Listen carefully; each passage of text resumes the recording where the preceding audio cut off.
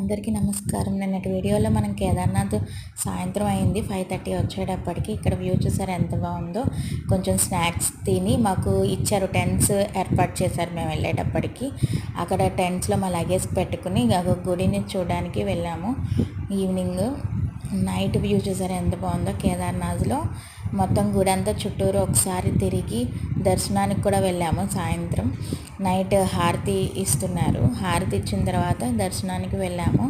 అలంకారం దర్శనం చేసుకున్నాం. నైట్ చాలా బాగా జరిగింది దర్శనం కూడా.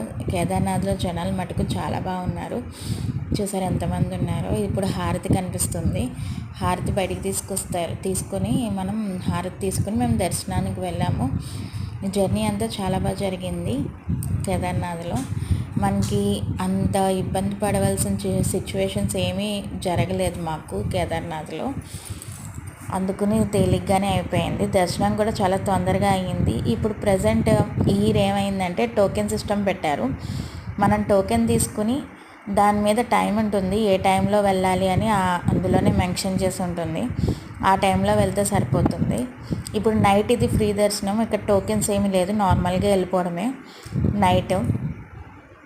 అందుకని మేము టోకెన్ ఏమీ తీసుకోకుండా నార్మల్గానే ఫ్రీ దర్శనం లైన్లోకి వెళ్ళిపోయాం. ఇప్పుడు గుడికి స్ట్రైట్గా కూడా దర్శనం లైన్ లేదు, చేంజ్ చేశారు. పక్క నుంచి చేంజ్ చేశారు దర్శనానికి కూడా. అందుకు చాలా కొంచెం లాంగ్ అయినట్టే అనిపించింది నాకైతే.